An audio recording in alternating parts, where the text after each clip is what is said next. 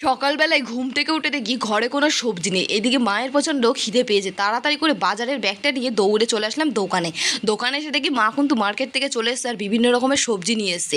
তাড়াতাড়ি করে রান্না করার মতো একটা সবজি কিন্তু আমি নিয়ে নিয়েছি, আর মা বলে একটু মাছ বাজার থেকে মাছ নিয়ে আসতে।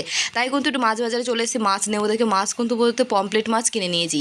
সব কিনে নিয়ে চলে আসলাম বাড়িতে। সবজিগুলো একে একে আমি ঢেলে নিয়েছি, কচু, বেগুন, মূলো, আলু, ধনেপাতা, কাঁচা লঙ্কা। এই দিয়ে কিন্তু আজকে আমি একটা তরকারি রান্না করবো, কোনো বাটা মশলা লাগবে না। স্নান করে নিয়েছি, তাড়াতাড়ি করে কিন্তু সবজিগুলো আমি কাটতে বসে পড়েছি। তো সবজিগুলো কাটা কমপ্লিট হয়ে গেছে। কড়াইতে আমি তেলটা দিয়ে দিয়েছি, তেলটা গরম হয়ে গেছে, কালো জিরে ফোড়ন দিয়ে সবজিগুলো আমি ঢেলে দিয়েছি। তারপর কিন্তু এখানে একজন আমি কমেন্ট করেছে খুব সুন্দর হয়েছে, আমার মায়ের নাম মিতা, আমার নাম বর্ষা, তুমি তোমার ভিডিওতে নামটা নিও, খুব সুন্দর হয়। তো থ্যাংক ইউ বর্ষা, আমার তরফ থেকে তোমার মায়ের জন্য, তোমার জন্য অনেক অনেক ভালোবাসা রইলো। তো সব মায়েদের জন্য আমার তরফ থেকে অনেক অনেক ভালোবাসা রইলো। তো বন্ধুরা, কে কোথা থেকে ভিডিওটা দেখছো অবশ্যই কমেন্ট করে জানিও। তোমাদের সুন্দর সুন্দর নামগুলো আমাকে তাড়াতাড়ি কমেন্ট করে জানাও, যেন নেক্সট ভিডিওতে তোমাদের নামগুলো তুলে ধরে বলতে পারি। বন্ধু